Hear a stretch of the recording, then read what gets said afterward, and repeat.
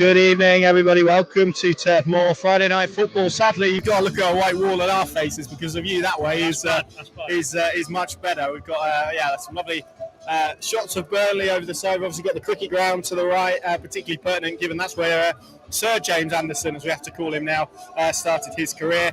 And bang on the dot, we have the Norwich City team news. So this is our Norwich City line up. And we're going to try and decode it because it's not in formation order today.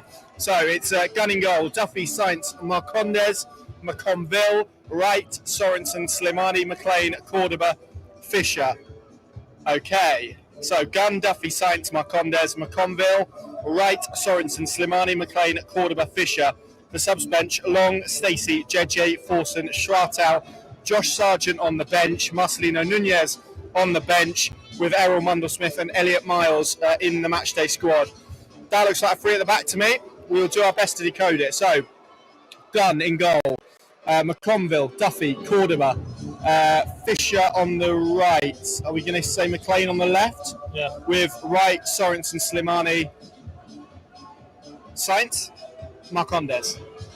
3-5-2, I think. Yeah, it's not a bad chart. Yeah, but he's definitely.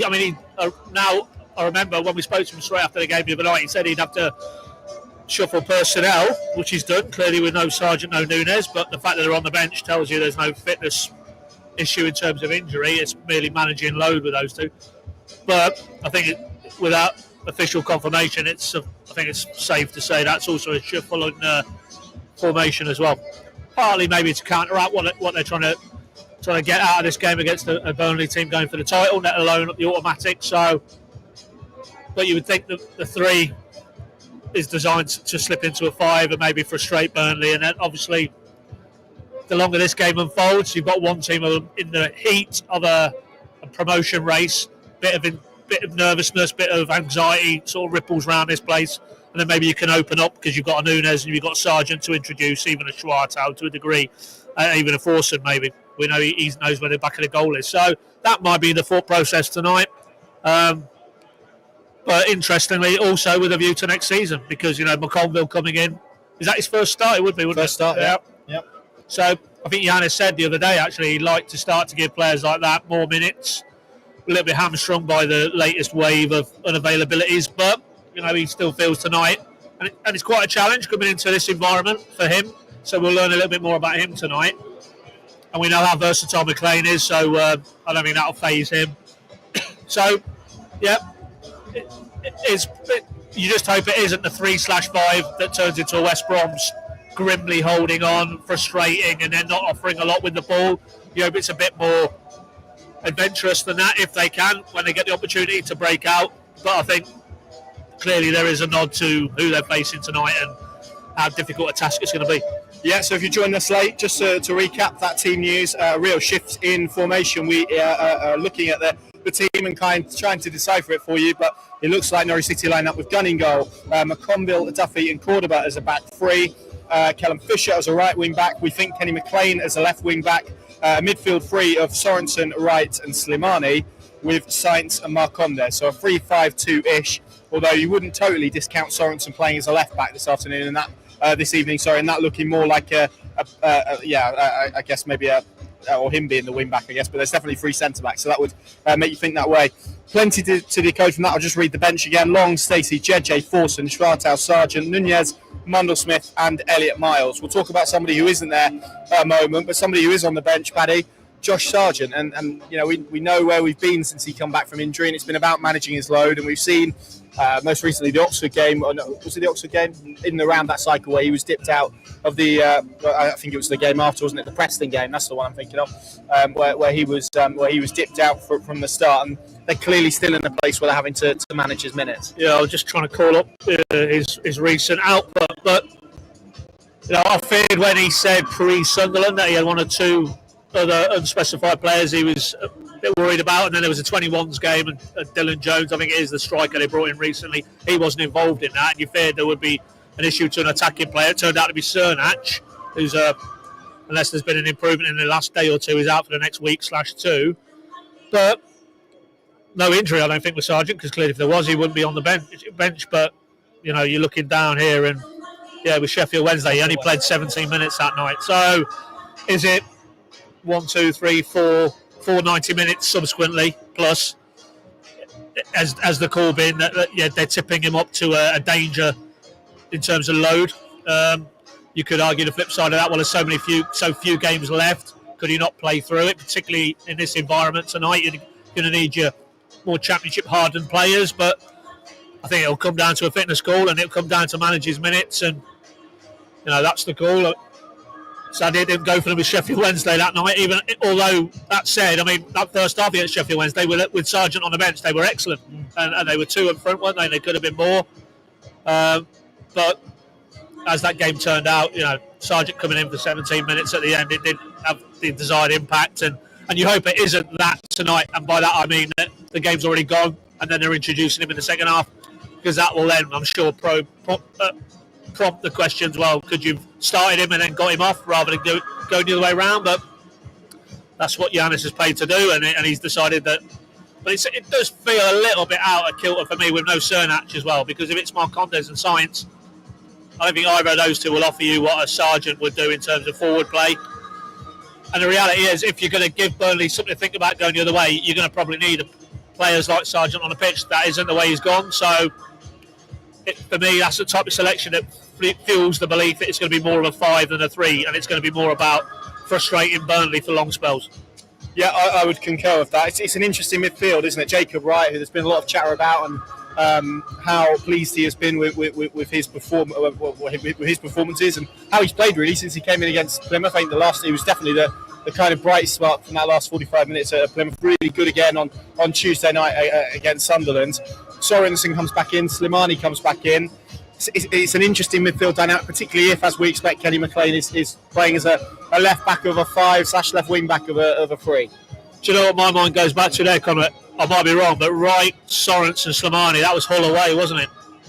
I'm pretty sure. And yes. And that game was a game that they could and should have got something from in the end, but they lost it, and in no small measure because that first half wasn't good enough.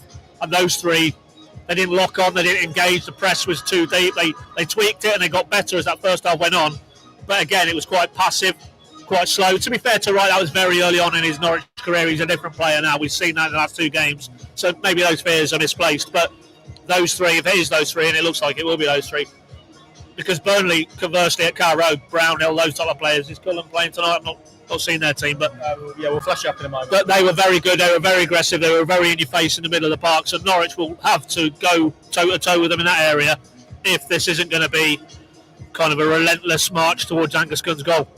Yeah, let's bring you that Burnley team then. This is how they line up this evening. 4-4-1-1 for them. Trafford in goal, obviously an incredible goalkeeping record and defensive record that this football club have. Just 5 goals conceded here at Turf Moor all season. They're the only team who are yet to lose a game at home.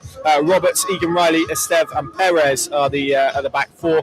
Edwards, Cullen, Brownhill and Jaden Anthony, who was a player that Norwich City liked last summer, is in their midfield with Hannibal behind Zian Fleming. Their subs bench, Hladky, Son, Worrell, Sarmiento, Nathan Redmond on the bench, Josh Laurent, Koleosho, Bernal and of course Ashley Barnes on the bench as well. So that is how Burnley line up. We'll come on to them a little bit in just a moment.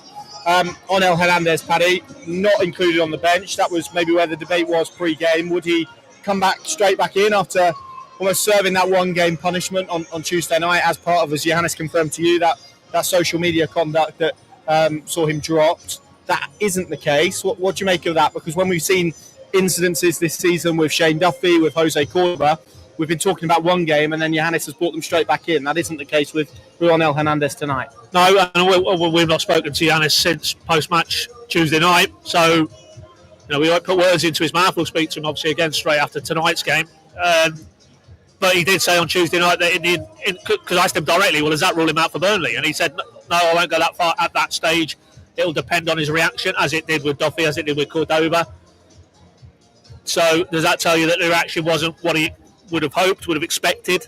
But I don't think we'll prejudge that. I tell you what, for me, it feels more like now. Yes, that is in the here and now the issue, or has been the issue this week. But I look at our bench, I see Mundell-Smith, I see Miles. That's 2 young attacking players, future of the club. Too high as well, of course. But in terms of his position, two highly rated young players I think we're not breaching any confidences. He will not be getting the new deal. He will be departing in the summer. So is it again like McConville tonight? Is it a turn of the wheel?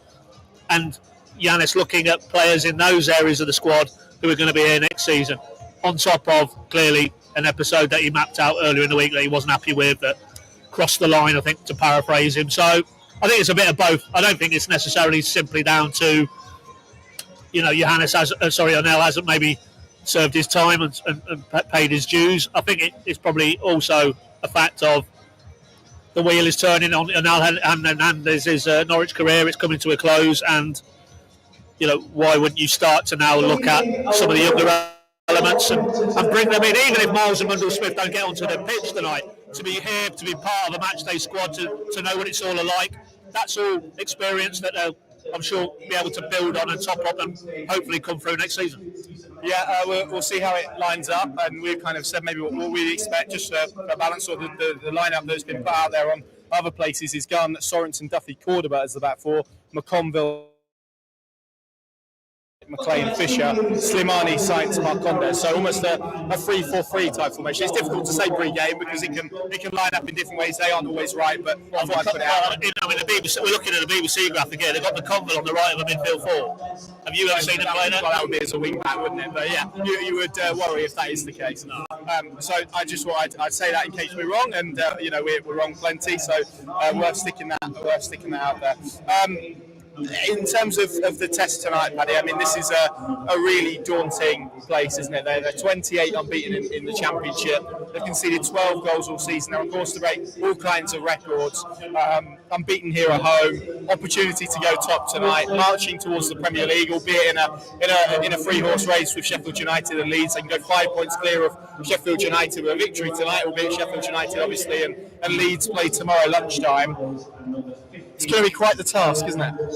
Yeah, I'm just looking at the last few results. Notably, the most recent one was Derby. They went to Derby midweek and got a goalless draw. Now, I know Derby have picked up under John Eustace, but I think we know because we've lived through it. Not all that far under Farker. Those 2 seasons when they won the title, eventually, when you got to this stage, there was tricky assignments. There was assignments where you looked at the league table and thought, well, there's only one outcome. But it is tense. It is pressurised. It is them in a race for 2 places with Sheffield and Leeds, and they will know tonight they can get their blow in first. But coming off the back of a goalless draw, there will be that apprehension because they know exponentially with the games running out, every missed opportunity feels bigger. And if they don't get the result against Norwich tonight, by that I mean a win, they're opening the door for Sheffield and Leeds over this weekend. So can Norwich use that to their advantage? To do that, of course, they'll have to defensively be better than they have been probably all season for me, and they'll also have to frustrate and take it as long as they can into the second half, where then Yanis can maybe open it up a little bit. But those numbers are off the dial. 12 league goals conceded at this stage of the season. I mean, I don't know how far back in if ever that's been done in the Championship. Maybe a Newcastle team or a dominant Wolves team have similar records from years past. Close to that famous Jose Mourinho Chelsea team, aren't they? And who won the Premier League, I think, and had a ridiculous defensive record. So, it's quite impressive. But the flip side of that, you would say, is they aren't massive scorers. I mean, you've got the results in front of barring a 4-0 against Luton here in, when was that, early March. 1-1 against West Brom, 2-0 against Swansea, 1-0 against Bristol City, 2-1 against Cov. 0-0. They're not a team that blows teams away. I know they have done on occasion, and I can see a 4-0 against Sheffield Wednesday. They're here as well. So they have scored goals, but maybe not as consistently as a Leeds, as maybe a Sheffield United have done. And actually, I'm putting all bias aside, Coventry, the game before Derby, they were fortunate to win that game. Coventry were the better side by common consent. I think Frank Lampard's got himself a 1-game ban because they felt they were on the wrong side of a lot of time-wasting tactics from Burnley, which we saw to a degree at Carrow Road. And that's a badge of honour for them because that's what they are under Parker. They certainly don't have the same, it doesn't feel to me anyway, the flair of a Leeds, the individual talent of a Leeds. I think Sheffield United are a better group of players, but what they are is a very cohesive, streetwise experience, and we saw that at Carrow Road. Norwich were a better side in terms of general play, but Zian Fleming bangs one in from 25-30 yards, and then Brownhill scores again, and they close the game down, and they get a result. And that ability to do that is why they are where they are on the table and where Norwich are in the table, because they don't have that maturity as an individual group of players or a collective. The head coach, you could argue as well, he's looked a bit naive at times in his first full season. Scott Parker's been round this league. He's won promotion with Bournemouth, hasn't he? He knows what it's about, as Parker does, as Chrissy Wilder. And that's the difference. It's a learning curve for coach and players. And tonight, for me, a bit like Sunderland, albeit tougher because they're away from home, this is a benchmarking game. This is how far away are Norwich. We know where they are in the league table. They're a million miles away over the course of a season. But in a one-off game, do Norwich have players who can trouble the best sides in the division? And conversely, how far do they need to go? How far away? How big is the gap? In terms of what growth-wise has to come from this group of players and this head coach. So tonight, for me, I think they will learn plenty. We've been past a piece of paper. Past a bit of paper. Thank There you. you go. There you go. You read that out, Paddy. I'll read out. A gentleman in front of us in the press box who will assume is a local reporter says Burnley have 29 clean sheets. The all-time Football League record is 30. Port Vale, 1953-54. So they're on course to smash that, aren't they? Great knowledge, by the way. Thank you. Thank you, my man. Yeah, Thanks very for that. much. So, which adds to how daunting this task is. So there you go. They'll equal the record tonight. Yeah, exactly.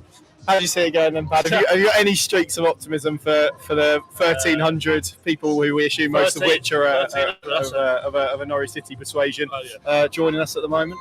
I thought you meant how many was here tonight. Do we know how many's here tonight? I don't know. I can see loads of yellow shirts over there. So it's a sizable section. So if they it fill all that, there'll be quite a few. Hat tip to those. Absolutely. Especially the ones who who went the easiest journey today, was it? No, it was felt longer than 5 hours, didn't it? But it's hard for all the reasons we've discussed in this. Now with the team lose as well, you take Sargent out of this lineup. Where do the goals come from? That's the fear, isn't it? From a Norwich perspective. So against the best side defensively in this division by a long way, you don't have your best striker on the pitch at the start. Where are the goals coming from? So for me, I think they'll do what they did at Carrow Road and just grind it out. 2-1 Burnley. You? And what's on the line, given the picture that we've painted over the last 17 minutes or so on here, I think it's going to be 2-3-0 Burnley. I think 3-0. It's going to be difficult for Norwich this evening. And like you, I just worry where those goals are going to come from. But and we've documented it. You give the Burnley example. West Brom obviously came here a few weeks ago and got a draw. So if you can limit what Burnley do defensively, or offensively, then there is a chance. The problem is this is Norwich City we're talking about, and we've seen the goals that they've conceded. So, there we go. Sorry we couldn't be more optimistic in terms of our predictions, but such is life. It's been a long journey up here. And to be fair, Dan does make the right point. To come back to me on Sargent, I mean, we do have the Championship's top scorer on the pitch in yellow and green. Yep. But would we rather have just Sargent leading the line or Borja Sainz? I'm just putting that out there. I think in terms of the all-round game. But to be fair, Sainz 17, and like Giannis said, like you referenced at the start, Connor. Giannis is saying there's things to play for contractually and what have you. But if you're Borja Sainz on a personal level, you want to be the Championship top scorer, don't you? So I think he's 2 ahead of Pirro, is he? If I'm not mistaken. So games within games. I'm sure he'll want to. Certainly wouldn't do anything, wouldn't any harm his transfer evaluation either in the summer. So live on Sky as well. Exactly, I can have extra motivation. Nice shop window, Absolutely. We will leave it there. Of course, Pinkin.com, the place to go throughout the evening. We'll have all the coverage, analysis, reaction to this game, and it might be one to endure rather than enjoy tonight. But we'll see how we go. Stranger things have happened.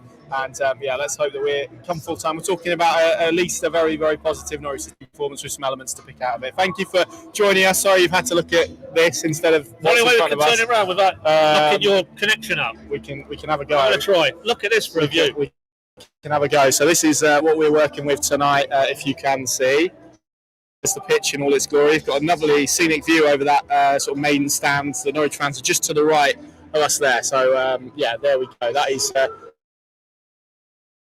This game.